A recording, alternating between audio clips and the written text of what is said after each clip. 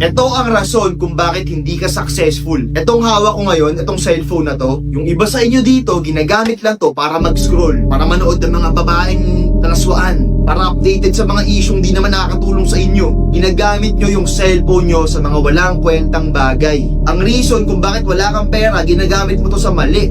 Pwede mo namang gamitin to para mag-produce ng content, TikTok affiliate, mag-aral, mag-close ng clients, mag-aral ng high income skill.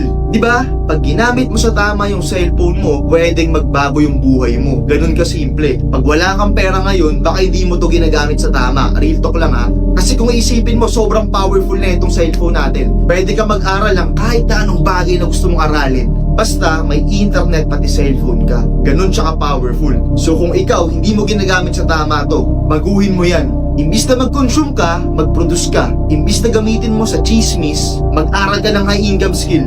Imbis na mag-share ka ng memes dyan, gumawa ka ng brand mo. Diba? Kung iisipin mo, ikaw na may kasalanan hindi mo ginagamit sa tama cellphone mo Pwede kang magtayo ng online business, pwede kang gumawa ng personal branding mo, pwede kang mag-aral ng high income skill sa cellphone mo. Kaya gamitin mo to sa tama.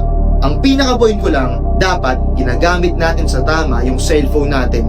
Yung cellphone natin, money-making machine to. Kaya gamitin nyo to sa tama. Okay? Galingan natin palagi mga G.